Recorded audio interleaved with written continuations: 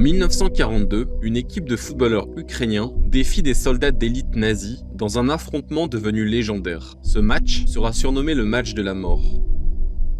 En juin 1941, le Troisième Reich lance l'opération Barbarossa et envahit l'URSS. Après une résistance acharnée, Kiev tombe aux mains de la Wehrmacht à l'automne 1941. La répression est immédiate et brutale. Exécutions sommaires et arrestations arbitraires se multiplient.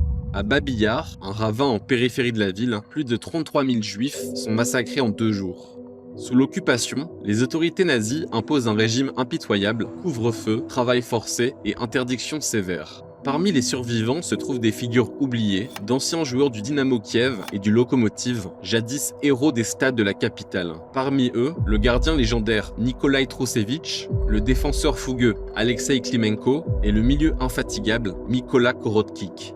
Un homme, Joseph Kordik, propriétaire d'une boulangerie, change leur destin. Il décide de réunir ses joueurs dispersés, leur offrant un emploi et la chance de reformer une équipe. Ainsi naît le FC Start.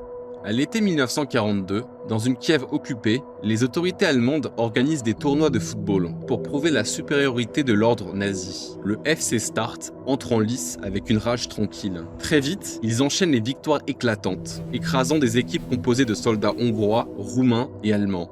Le 6 août 1942, le FC Start affronte la Flakelf, une équipe de la Luftwaffe composée de soldats d'élite bien nourris et bien entraînés. Le match est rude, mais les Ukrainiens dominent sur le score de 5-1.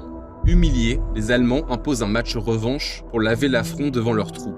Le 9 août 1942, le match a lieu au stade Zénith dans une atmosphère électrique. Avant le match, un officier SS avertit les joueurs du FC Start que toute nouvelle humiliation sera inacceptable. Lorsque les Ukrainiens pénètrent sur le terrain, ils refusent de saluer à la manière nazie, posant simplement la main sur leur cœur. Le match débute dans la violence. Les Allemands jouent brutalement, l'arbitre ferme les yeux. Les fautes pleuvent, les menaces fusent. Les Allemands ouvrent rapidement le score, mais le FC Start tient bon. À la mi-temps, ils mènent déjà 3-1.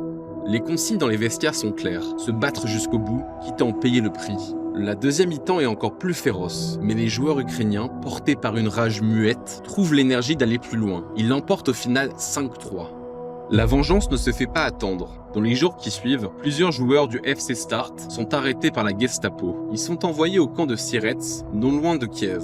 Mykola Korotkik, soupçonné d'avoir appartenu au NKVD soviétique, meurt sous la torture. D'autres, dont Trousevitch et Klimenko, seront exécutés d'une balle dans la nuque. Pendant des décennies, leur histoire fut récupérée et transformée par la propagande soviétique, brouillant parfois la frontière entre légende et réalité.